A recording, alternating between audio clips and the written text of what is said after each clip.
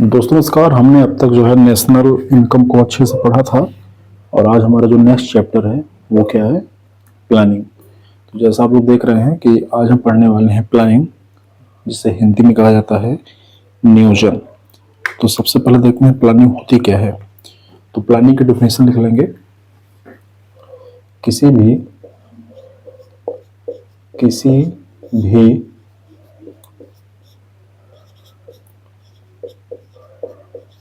उद्देश्य की प्राप्ति के लिए वर्तमान में किया जाने वाला प्रयास। तो ये क्या कहलाता है? ये नियोजन कहलाता है, ये प्लानिंग कहलाती है। आपको किसी उद्देश्य की प्राप्ति करनी है तो उद्देश्य की प्राप्ति आपको एक दिन में नहीं हो जाएगी, आपको निरंतर आज से ही प्रयास करना पड़ेगा। मान लीजिए आपको 12th पास करना है, तो ये आपका उद्देश्य है 12th पास करना। तो आपको 2 साल पहले 11th में एडमिशन लेना पड़ेगा, पढ़ना पड़ेगा और परीक्षा देनी पड़ेगी, तब कहीं आप जाके 2 साल बाद 12th पास कर पाएंगे। यदि आपका उद्देश्य है कि आप फिल्मों में एक्टर बनेंगे तो आपको एक्टिंग सीखना पड़ेगा, उस दिशा में प्रयास करना पड़ेगा और फिर आप कहीं जाके एक्टर बन पाएंगे। तो उसी प्रकार इकोनॉमिक्स में यदि आप चाहते हैं कि देश की जो अर्थव्यवस्था है, देश की जो इकोनॉमी है, ये अच्छी रहे, ये उच्च स्तर पर रहे, तो इसके लिए किसी भी देश की गवर्नमेंट को बेहतर प्रयास करना पड़ेगा। ठीक है, प्रतिदिन प्रयास करना पड़ेगा, रोज करना पड़ेगा और अपने प्रयास में निरंतर रहना पड़ेगा, तब कहीं जाके वे अपने वांछित उद्देश्य की प्राप्ति कर पाएंगे। तब हम उस लेवल पे पहुंच पाएंगे कि जहां हम ये कह सकें कि हमें अपने उद्देश्य की प्राप्ति हो गई है। ठीक, अब यहां से अगली बात देखेंगे, हम देखेंगे कि नियोजन के, प्लानिंग के एलिमेंट्स क्या क्या हैं। तो हम लिखेंगे नियोजन के तत्व। नियोजन के तत्व। तो नियोजन के तत्व में पहला है रणनीति, दूसरा है लक्ष्य या इसी को कह सकते हैं उद्देश्य, तीसरा है प्राथमिकता,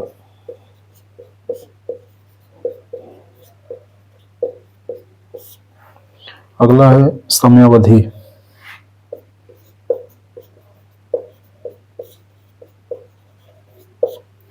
फिर अगला है संसाधन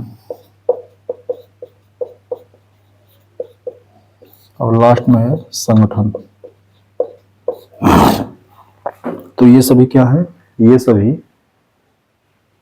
नियोजन के तत्व हैं। और रणनीति क्या होगी? हमारा लक्ष्य क्या है, उद्देश्य क्या है, यदि बहुत सारे उद्देश्य हैं तो उन उद्देश्यों में प्राथमिकता क्या है, समय क्या होगा, समयावधि क्या होगी। ये भी बड़ा इंपॉर्टेंट फैक्टर है कि हम निर्धारित उद्देश्य की प्राप्ति कितने समय में करेंगे। उद्देश्य की प्राप्ति के लिए हमारे पास संसाधन क्या है, क्या उद्देश्य कुछ और है और संसाधन नहीं है। तो संसाधन नहीं है तो संसाधन की व्यवस्था करनी पड़ेगी और इन सब को जो साथ में लेके चलने वाला है वो क्या है, वो संगठन है। तो संगठन में मैन पावर होगा, बेसिकली पब्लिक होगी, गवर्नमेंट होगा या गवर्नमेंट की जो एजेंसी होगी, सब मिला के क्या है, वो संगठन है। ठीक, और इन्हीं सारी चीजों को मिला देंगे तो इन्हीं का जो ग्रुप है ये क्या है? प्लानिंग है। मतलब इसी का जो समुच्चय है उसे हम नियोजन कहेंगे। ठीक। अब आइए देखते हैं कि नियोजन में एक होता है संसाधन और एक होता है लक्ष्य। किसी भी राष्ट्र के पास संसाधन क्या है और किसी भी राष्ट्र का लक्ष्य क्या है। क्लियर? ध्यान दीजिएगा, संसाधन और लक्ष्यों में एक संतुलन होना चाहिए, एक कोऑर्डिनेशन होना चाहिए। यदि इन दोनों में कोऑर्डिनेशन नहीं होगा तो हम उसे नियोजन नहीं कहेंगे, फिर वो कुछ और होगा, नियोजन तो नहीं होगा। तो जैसा संसाधन, हमें पहले एक राष्ट्र के रूप में हमें ये पता होना चाहिए कि व्हाट वी हैव, हमारे पास क्या है, संसाधन क्या है और हमारे लक्ष्य क्या है। ठीक। तो इन दोनों के मध्य जो कोऑर्डिनेशन है, इसी कोऑर्डिनेशन को क्या कहा जाता है? नियोजन। इसे क्या कहते हैं? नियोजन। ठीक। अब कुछ फैक्चुअल पॉइंट्स हैं, जैसे भारत की जो प्लानिंग है, भारत का जो नियोजन है वो क्या है? वो सोवियत सोवियत संघ से प्रभावित है। अब सोवियत संघ से प्रभावित है, इसका देखो मतलब क्या है। मतलब ये है, सोवियत संघ में इसे क्या बोलते हैं? गॉस प्लान बोलते हैं। देश जब आजाद नहीं हुआ था, मतलब आजाद कब हुआ था? आजाद हुआ था 1947 में, और इसके लगभग 2 दशक पहले पंडित जवाहरलाल नेहरू सोवियत संघ रूस में गए थे, और रूस में वही ताजा ताजा वहां क्रांति हुई थी, और रूस जो है एक बड़ी आर्थिक शक्ति बनकर उभरा था। तो पंडित जवाहरलाल नेहरू जो है वो प्रारंभ से ही सोवियत संघ रूस के आर्थिक मॉडल से, नियोजन के मॉडल से बड़े प्रभावित थे। और चूंकि पंडित नेहरू जो है भारत के पहले प्रधानमंत्री बने, तो जब पहले प्रधानमंत्री बने तो भारत के नियोजन पर भी सोवियत संघ का प्रभाव हमें आसानी से देखने को मिलता है। ये पंडित नेहरू की बात नहीं है, देश का कोई भी शासक होगा, चाहे वो तब वाले थे या बीच वाले थे या अब वाले हैं, सबकी एक अपनी विचारधारा होती है, और अपनी विचारधारा के प्रभाव में आकर ही वह देश की अर्थव्यवस्था पे अपना प्रभाव डालते हैं। अब करना उन्हीं को है, तो उनको कौन समझाने जाए। हम कितना भी दूसरे से सलाह ले लें, लेकिन हमारी जो व्यक्तिगत विचारधारा है वह तो कहीं न कहीं हमारे काम, हमारे कार्यों पर दिखेगी ही। तो उनकी भी दिखी, इनकी भी दिख रही है, सबकी दिखेगी, ये कोई नई बात नहीं है। ठीक है। तो ये जो गॉस प्लान था, ये वहां कब अडॉप्ट किया गया था? 1928 में। अब ये जो सोवियत संघ से प्रभावित होकर भारत में नियोजन, भारत में प्लानिंग सिस्टम को इंप्लीमेंट किया गया, इसी के आधार पर भारत में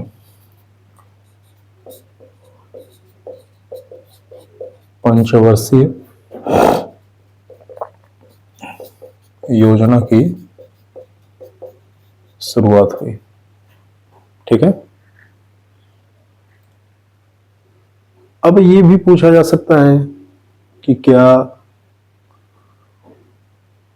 सिर्फ पंडित नेहरू प्रभावित थे इसलिए उस मॉडल को लागू किया गया? तो सिर्फ ऐसा नहीं है।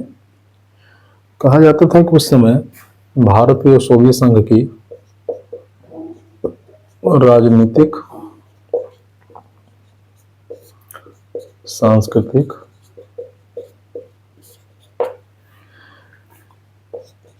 समानता पाई जाती थी।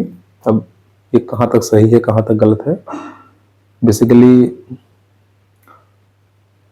हम जो है उपनिवेशवाद में जी रहे थे, हम जो है ब्रिटेन के उस समय गुलाम थे, हम आज़ाद नहीं थे। तो हमारी अर्थव्यवस्था पर जो है वो ब्रिटेन की छाप थी, और ब्रिटेन जो है पूर्णतः पूंजीवादी देश था। तो हम सरकार की खिलाफत तो कर ही रहे थे, हम उस व्यवस्था की भी खिलाफत कर रहे थे जो हमारे ऊपर ब्रिटेन की तरफ से थोपी गई थी। क्लियर?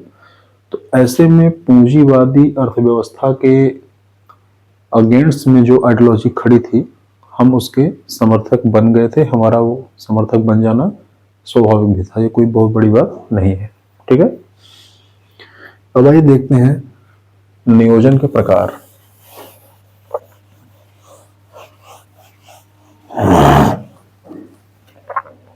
लिखेंगे समयावधि के आधार पर, समयावधि के आधार पर नियोजन के प्रकार। ठीक है, तो ये दो टाइप का हो सकता है। एक हो सकता है लिमिटेड टाइम का, ठीक है, या इसे दूसरे शब्दों में कह सकते हैं क्लोज टाइम पीरियड। दूसरा हो सकता है नो टाइम, मतलब अनलिमिटेड टाइम, या ओपन टाइम पीरियड। तो समयावधि के आधार पर नियोजन दो प्रकार का हो सकता है, एक में जिसमें एक निश्चित समय सीमा हो, और एक में जिसमें समय सीमा की कोई बाध्यता ना हो। तो इसमें तो एक ही आता है, रोलिंग प्लान। आप लोगों ने इसको बहुत सुना होगा, इस चैप्टर में इसको हम विस्तृत रूप से जो डिस्कस भी करेंगे। तो रोलिंग प्लान है, ठीक है, इसमें कोई समय सीमा की बाध्यता नहीं है। एक एक साल एक एक साल एक एक साल एक एक साल करके बढ़ाते जाएंगे जब तक लक्ष्यों की प्राप्ति ना हो जाए। लक्ष्य कितना प्राप्त होगा वो बाद में देखेंगे। इसमें समय सीमा निर्धारित है। तो जब समय सीमा निर्धारित है तो ये भी तीन प्रकार का है।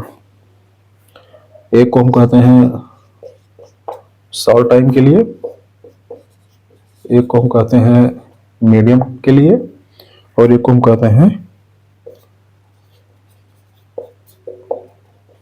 लॉन्ग टाइम के लिए। ठीक है, शॉर्ट टाइम में समय सीमा 1 वर्ष होती है, मीडियम में 3 से 5 साल होती है, और लॉन्ग में 10 साल या उससे ज़्यादा भी हो सकती है। ठीक है, अब भारत में ये लगभग तीनों प्रकार की प्लानिंग हमें देखने को मिलती है। हमारी जो 1 साल की प्लानिंग होती है, 1 साल की, वो हमें हर साल दिखाई देता है, जिसे हम बजट कहते हैं। तो बजट बेसिकली क्या है? बजट किसी भी देश में 1 साल का आर्थिक नियोजन है। हम अगले 1 साल क्या करने वाले हैं, ये हम कहाँ बताते हैं? ये हम बजट में बताते हैं। क्लियर? फिर दूसरा है कि मीडियम, जिसकी समयावधि 3 से 5 साल होती है। तो आपने भारत में 5 ईयर प्लान सुना था, पंचवर्षीय योजनाएं, जो वर्तमान में समाप्त हो गई हैं। तो पंचवर्षीय योजनाएं जो है वो मीडियम टाइप का ही था। क्लियर? और इसकी समयावधि 5 वर्ष होती थी। अब जो है 10 साल या उससे अधिक वाला, इसको हम कहते हैं प्रोस्पेक्टिव। क्या बोलते हैं? इसको बोलते हैं प्रोस्पेक्टिव। तो वर्तमान में जो नीति आयोग द्वारा योजनाएं लागू की जाती हैं, वो कितने वर्षों की हैं? वो 15 वर्षों की है। तो किस टाइप की योजना है वो प्रोस्पेक्टिव टाइप की योजना है, और ये लॉन्ग टाइम की है। ठीक है, आइए देखते हैं।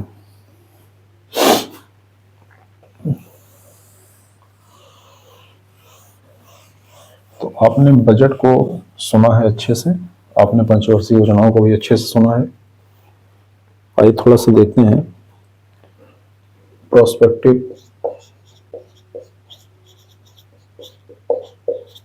Prospective planning. क्लियर? अब देखिए, मान लीजिए 2015-16 का वित्तीय वर्ष है और आपको कहाँ जाना है? आपको जाना है 2031-32 तक। ठीक है, तो ये कितना हो गया समयावधि? ये समयावधि हो गया 15 साल। ठीक, तो इसको 4 बराबर बराबर भागों में बांट लो। ये यहां से यहां तक 3 साल, फिर ये 4 साल, फिर ये 4 साल और फिर ये 4 साल। ठीक है, तो टोटल कितना हो गया? 3 4 3 7 4 11 4 15 साल।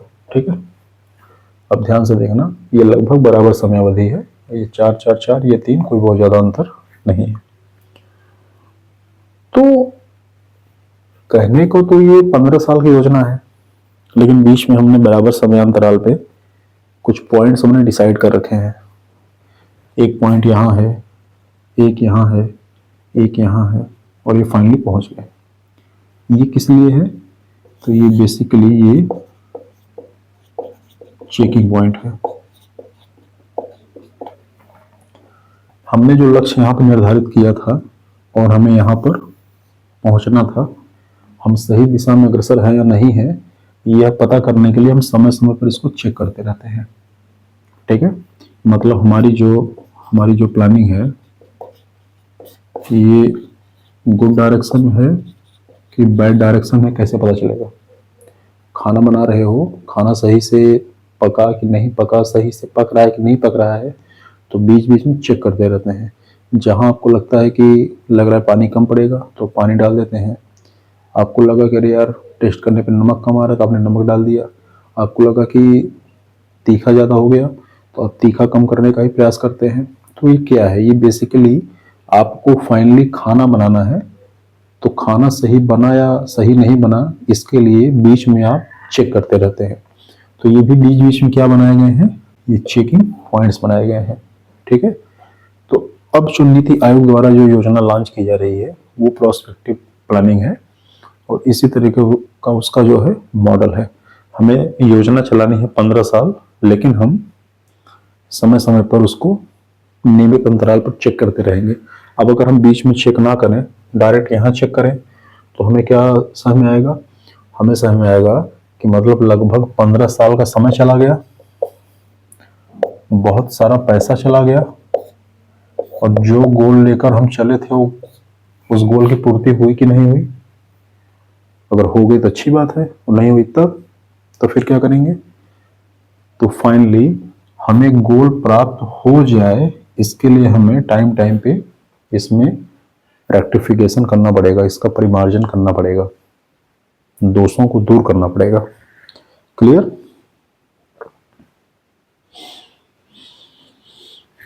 ठीक है, तो ये मॉडल आप इसको समझ लीजिए, यही है प्रोस्पेक्टिव प्लानिंग। अच्छा, अगर किसी को इसकी हिंदी जाननी हो तो इसको बोलते हैं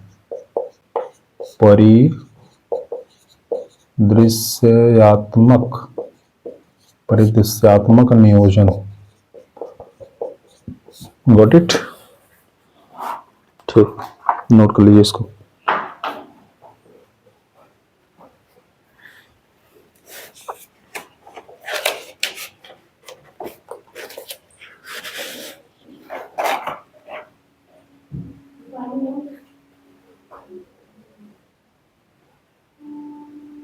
अगला देखते हैं रोलिंग प्लान। प्रोस्पेक्टिव आपने देख लिया, अब आइए देखते हैं कि रोलिंग प्लान क्या है।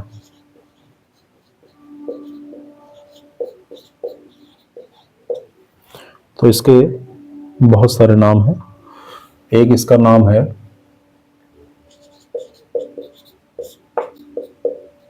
एक नाम तो यही है रोलिंग प्लान, और दूसरा क्या है, चल नियोजन। क्या है, चल नियोजन।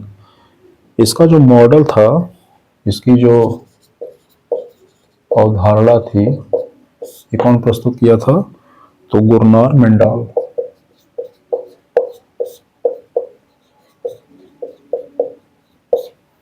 क्लियर। अब देखो इसको कुछ विशेषताएं हैं, इन्हीं विशेषताओं से प्रश्न आता है। पहला कि यह विकासशील देशों में प्रचलित है। तो यहाँ ये कहाँ कहाँ पे जो है प्रचलित है, ये विकासशील देशों में प्रचलित है। क्यों ऐसा प्रचलित है, क्यों विकासशील देशों में ही प्रचलित है, तो उसका रीजन ये है कि विकासशील देशों में संसाधन सीमित होते हैं। क्या होते हैं, संसाधन सीमित होते हैं। तो जहां पे संसाधन सीमित होगा तो वहां पर ये हमें जो प्रवृत्ति देखने को मिलेगी। तीसरी विशेषता क्या है, इसमें लचीलापन है, मतलब अपनी सुविधा अनुसार हम इसमें फेरबदल कर सकते हैं। तो तीसरी विशेषता क्या है, इसमें लचीलापन पाया जाता है। प्रश्न आपका ये हो सकता है कि जरा इन दोनों में संबंध बताइए कि विकासशील देशों में प्रचलित है और विकासशील देशों में संसाधन सीमित होता है। देखो क्या है, मतलब मान लो आपके गांव में दो आदमी हैं, एक आदमी ए है और एक आदमी बी है। दोनों घर बनवाना चाहते हैं, इनको भी बनवाना है घर और इनको भी बनवाना है घर। ए के पास ढेर सारा पैसा है, इनके पास पैसा कितना है, ढेर सारा, बहुत ज्यादा बहुत ज्यादा। इनके पास भी पैसा है लेकिन कम है। अब देखो ऐसी स्थिति में क्या होगा, ए जो है जिसके पास पैसा बहुत ज्यादा है, ये एक दिन जो है ठेकेदार को बुलाएगा और बोलेगा जरा बताना तो ये घर बनवाने में कितना ईंट, कितना गिट्टी, कितना बालू, कितना सीमेंट लगेगा, तुरंत बताओ। तो ये बता देगा। तो जैसे इसने पूरा बताया, इसने सारा जो है सामान, रॉ मटेरियल मंगवा के और तुरंत जो है काम शुरू करवा दिया और 1 महीने के अंदर घर पूरा बन गया। तो जब 1 महीने के अंदर घर बन गया तो इसने कहा, देखा मैंने कहा था ना कि 1 मंथ्स में घर बन जाएगा। तो इसकी जो योजना थी वो लिमिटेड टाइम की योजना थी, उसमें फिक्स टाइम था कि 1 महीने में घर बनवा लेना है तो बनवा लेना है। लेकिन बी है, बी को भी घर बनवाना है लेकिन बी के पास पैसा कम है। तो इसने पहले ईंट की व्यवस्था की, 2-3 महीने बाद और पैसा मिला तो सीमेंट, गिट्टी, बालू उसकी व्यवस्था की और काम शुरू करवा दिया। काम इसका कुछ दिन तक चला तो इसका पैसा खत्म हो गया, दीवार पूरी बन गई, पैसा खत्म हो गया।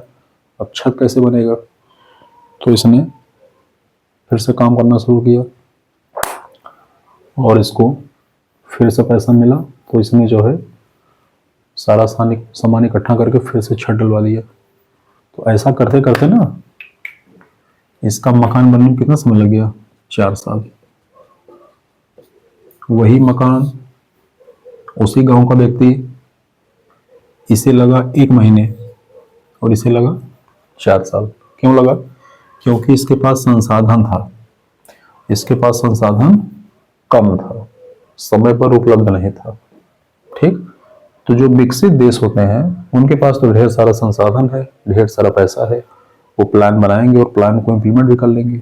समस्या होती है विकासशील देशों के साथ, क्योंकि विकासशील देशों के पास उतने संसाधन होते नहीं हैं। तो जैसे जैसे उनको मिलता है वैसे वैसे अपनी प्लानिंग को वो आगे बढ़ाते रहते हैं। बस यही फर्क है। ठीक है।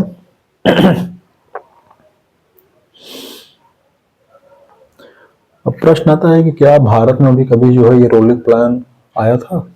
तो भारत में 1978 से 80 के बीच में हमें ये रोलिंग प्लान देखने को मिलता है। ठीक है।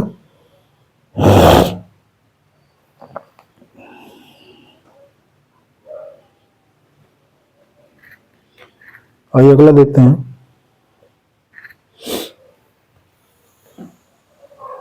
तो अब तक हमने क्या देखा? हमने देखा समयावधि के आधार पर नियोजन का वर्गीकरण।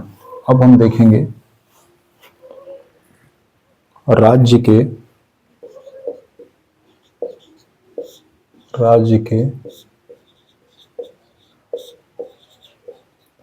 हस्तक्षेप के आधार पर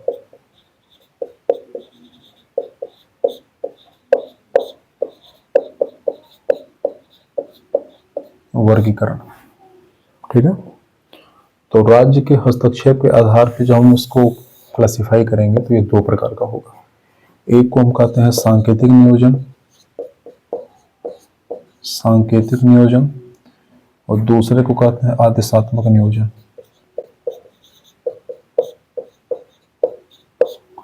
अब सांकेतिक क्या है और आदेशात्मक क्या है, दोनों को ध्यान से देखो। आदेशात्मक में नियोजन पर सरकार की केंद्रीय भूमिका होती है। केंद्रीय भूमिका मतलब उत्पादन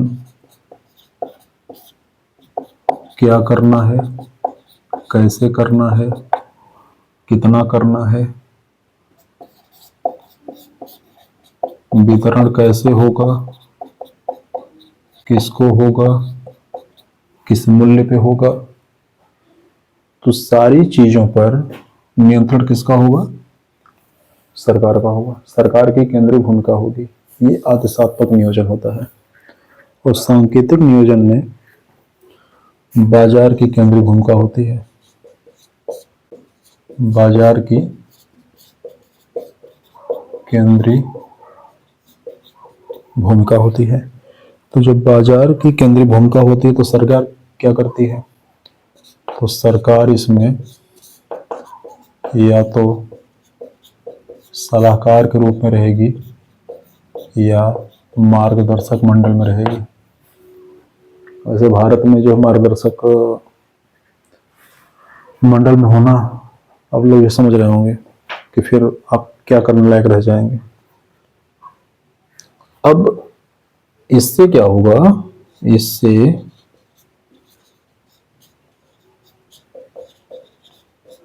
क्रोनी कैपिटलिज्म को बढ़ावा मिल सकता है। देखो, नियोजन के दो प्रकार हैं। राज्य के हस्तक्षेप के आधार पर नियोजन दो प्रकार का हो सकता है। एक को हम कहते हैं सांकेतिक नियोजन और एक को कहते हैं आदेशात्मक नियोजन। तो सांकेतिक नियोजन में बाजार की केंद्रीय भूमिका होती है।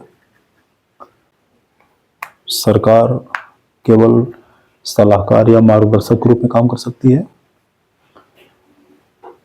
और आदेशात्मक नियोजन में सरकार की केंद्रीय भूमिका होती है। उत्पादन कैसे होगा, क्या होगा, कितना होगा, वितरण कैसे होगा, सारी पहलुओं पर सरकार की केंद्रीय भूमिका होती है। कुछ सांकेतिक नियोजन के लाभ होते हैं, कुछ सांकेतिक नियोजन की खामियां होती हैं। कुछ आदेशात्मक नियोजन के लाभ होते हैं, कुछ उसकी खामियां होती हैं। लेकिन जो सबसे बड़ी समस्या है सांकेतिक नियोजन में वो है क्रोनी कैपिटलिज्म। ये देखो क्या है, इसको ऐसे समझो कि मान लो क्रोनी कैपिटलिज्म को हम समझते हैं व्यापारी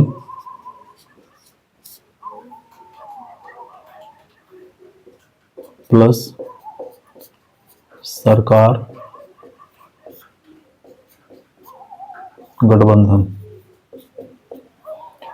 जब व्यापारी वर्ग और सरकार दोनों आपस में गठबंधन कर लें तो उससे जो व्यवस्था पनपती है उसे हम कहते हैं क्रोनी कैपिटलिज्म। देखो ये क्या है, सरकार किसकी है? एक पार्टी की है। पार्टी चुनाव लड़ेगी,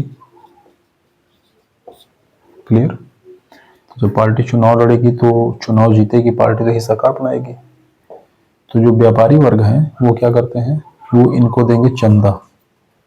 क्या देंगे? चंदा देंगे। ले जाइए 1,000 करोड़। तो उनको चुनाव लड़ने में मदद करती है। कैसे करेगी मदद? संसाधन देकर, हेलीकॉप्टर देकर, पैसा देकर, तमाम तरीके से, मीडिया देकर। और जब वो चुनाव जीत जाएंगे तो फिर ये क्या करेंगे, सरकार जो है नीति बनाएगी। और सरकार नीति बनाएगी तो उस व्यापारी वर्ग का ख्याल रखेगी जिन्होंने उन्हें चुनाव में मदद की थी। यही क्या है? यही व्यापारी और सरकार का गठबंधन है, जो हमें दिखता नहीं है लेकिन होता बहुत तगड़ा है।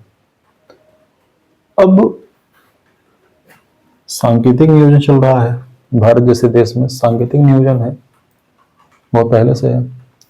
तो बाजार की केंद्रीय भूमिका है। एक कंपनी आई, उसने कहा कि हम रिचार्ज 25% बढ़ा रहे हैं। यदि सरकार का नियंत्रण होता तो क्या ये एक बार में 25% प्राइस बढ़ा सकते थे? तो बिल्कुल नहीं बढ़ा सकते थे। सरकार डंडा लेके मारती, लेकिन इन्होंने बढ़ाया। लोगों के पास कोई विकल्प नहीं था, लोगों ने पैसे इनको दिए। अब यदि ये वाली स्थिति होती तो क्या ये कंपनी इतना प्राइस बढ़ा सकती थी? तो नहीं बढ़ा सकती थी। कुछ वहां पर लिमिटेशंस होते। ठीक है, आगे इस पर बातचीत होगी। बहुत सारे इसके मेरिट्स हैं, बहुत सारे इसके डिमेरिट्स हैं, लेकिन आप इसको समझिए कि सांकेतिक नियोजन में क्या समस्या हो सकती है। ठीक।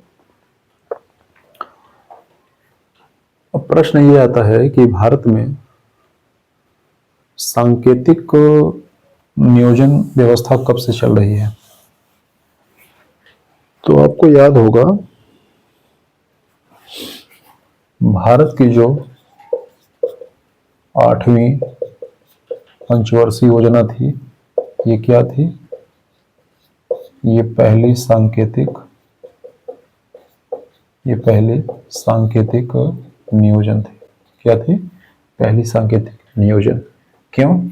क्योंकि 1991 में जिस समय पीवी नरसिम्हा राव देश के प्राइम मिनिस्टर थे और डॉक्टर मनमोहन सिंह देश के वित्त मंत्री थे, जिनके हाल ही में मृत्यु हो गई, बड़े महान आदमी थे। ये उस समय देश के वित्त मंत्री हुआ करते थे। इसी समय 1991 में एलपीजी मॉडल लागू हुआ।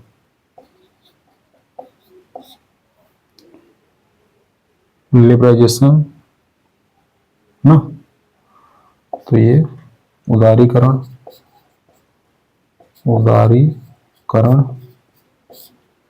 ये जो है निजीकरण, और ये वैश्वीकरण।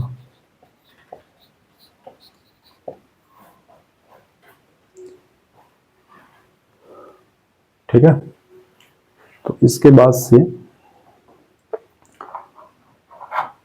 ये जो है भारत में सांकेतिक नियोजन व्यवस्था लागू हुई। अब प्रश्न पूछा जाता है कि भारत में आर्थिक उदारीकरण का अग्रदूत किसे कहा जाता है? देखो, PV Narasimha Rao prime minister थे।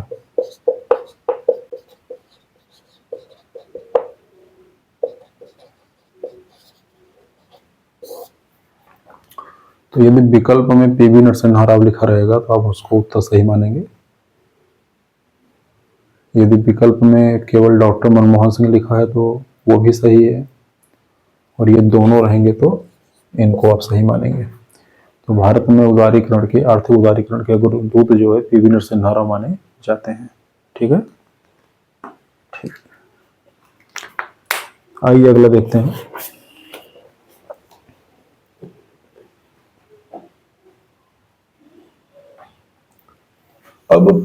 प्रश्न ये है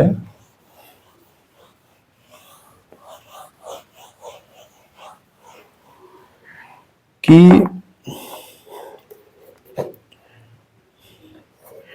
जब आपने उदारीकरण लागू कर दिया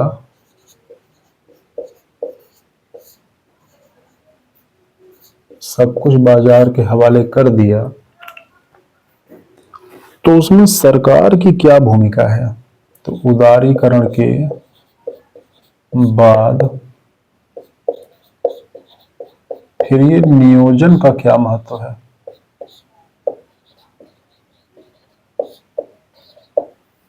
बात तो सही है।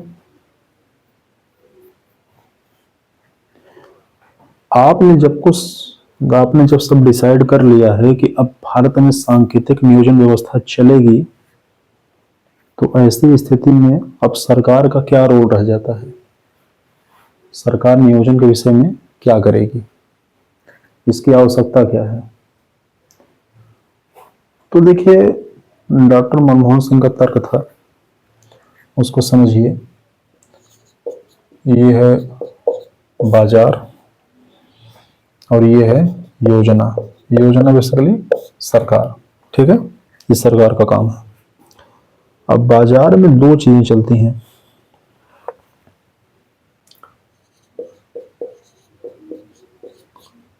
आपूर्ति होगी, उत्पादों की आपूर्ति होगी। क्यों? क्योंकि उत्पादों की मांग है। अब मांग है तो ध्यान दीजिएगा, क्या चाहिए? क्रय शक्ति चाहिए। यदि क्रय शक्ति नहीं है तो मांग का कोई महत्व नहीं है, ठीक है। अब क्या कह रहा है कि ये जो योजना है इसमें कह रहे हैं कि नियोजन क्रय शक्ति के लिए महत्वपूर्ण है।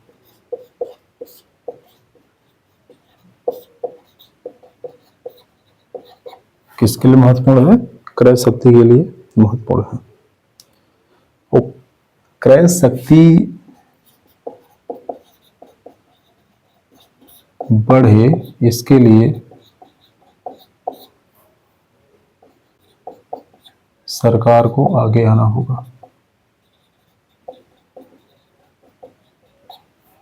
क्यों आना होगा? क्योंकि जो राज्य की अवधारणा है वो कल्याणकारी राज्य की अवधारणा है। समझो बात को, बहुत घुमा फिरा के कहा गया है, लेकिन बात को अच्छे से समझो कि क्या कहना चाहता है। ये कहना चाहता है, ये वही बात कह रहा है जो किसी समय में एडम स्मिथ ने कहा था, और एडम स्मिथ के मॉडल को लागू करने के बाद जब आर्थिक मंदी आई, महामंदी, तीसा की मंदी जिसे कहा जाता है, तो उसके बाद क्या बोला केन्स ने यह कहा कि नहीं, हम सब कुछ बाजार के हवाले नहीं छोड़ सकते। तो ये कह रहे हैं कि मांग आपूर्ति बाजार में बनी रहेगी, ये तो बाजार का नियम है, लेकिन ये बनी रहे इसके लिए क्रय शक्ति का होना अति आवश्यक है। और क्रय शक्ति भी बरकरार रहे इसके लिए सरकार को इंटरफेयर करना पड़ेगा। मान लो आप बाजार में गए और बाजार में है कपड़े की दुकान,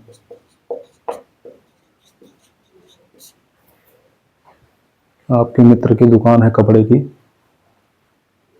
और आपने पूछा बताओ धंधा कैसा चल रहा है। बोले अरे क्या धंधा चलेगा, कोई आ ही नहीं रहा है। आपको बड़ा ताज्जुब हुआ। आपने कहा कि मेरे एक मौसे के लड़के हैं, इन्होंने अमेरिका में कपड़े की दुकान खोली है, उनकी तो खूब चलती है, ये रो रहा है इसकी चल ही नहीं रही है। तो इसकी कपड़े की दुकान क्यों नहीं चल रही है? इसका एक बड़ा कारण ये है कि इसके दुकान के आसपास जो लोग रहते हैं,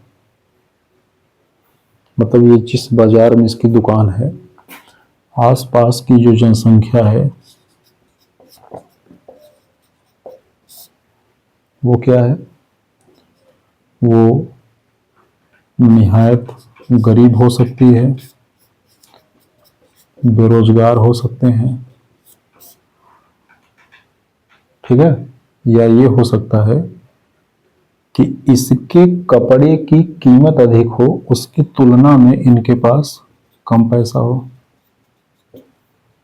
ओवरऑल कुल मिला के मतलब क्या है? यदि ये सब बातें हमें दिखाई दे रही हैं, इसका मतलब ये है कि जो वहाँ के निवासी हैं उनकी क्रय शक्ति कम है।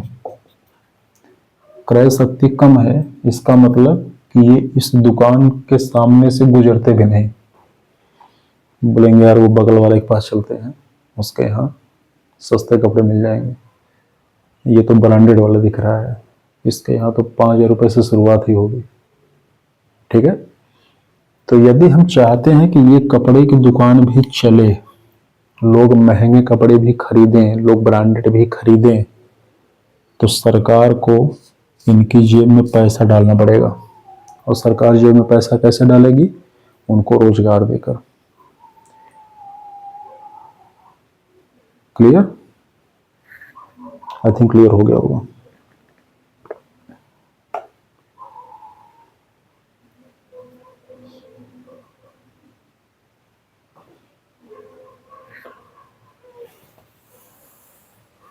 आइए अगला देखते हैं।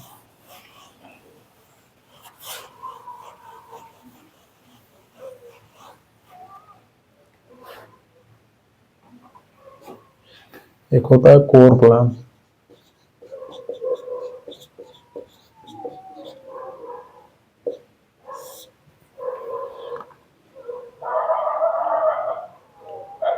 ध्यान से देखो, बहु स्तरीय योजना, बहुस्तरीय योजना, ठीक है। देखो भाई,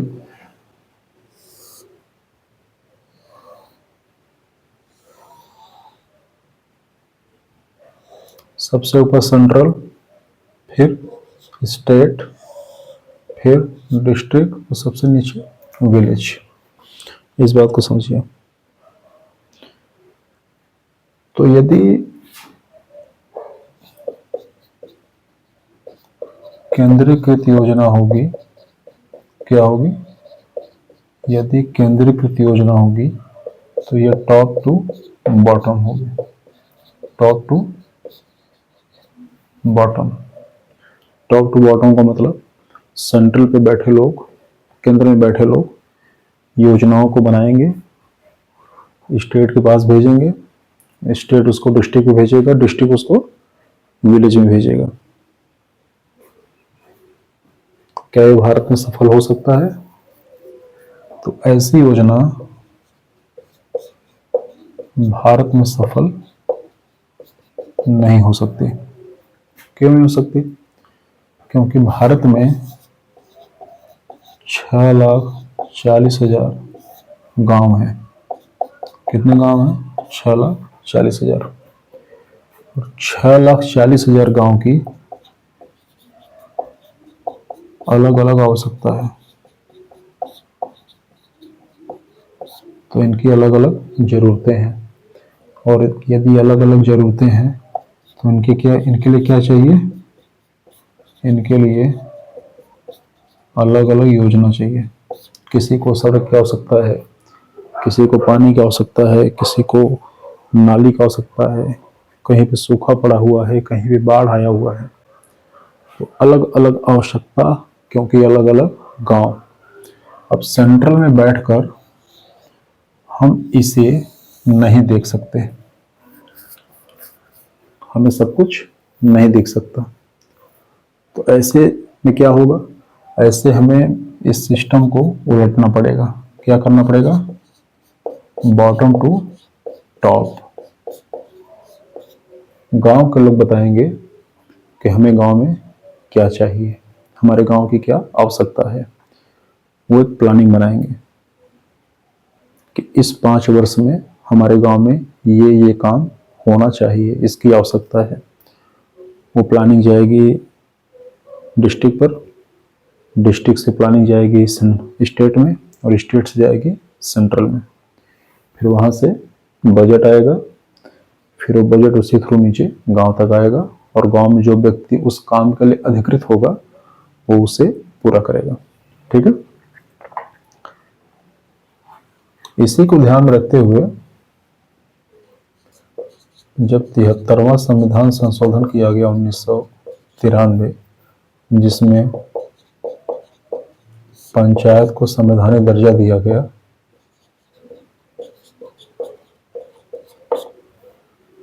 तो उसी समय जिला नियोजन समिति का गठन किया गया। क्या किया गया? जिला नियोजन समिति का गठन किया गया। उसका काम क्या था? उसका काम था कि यह बहुस्तरीय योजना मतलब विकेंद्रीकरण, राजनीतिक विकेंद्रीकरण के साथ साथ आर्थिक विकेंद्रीकरण।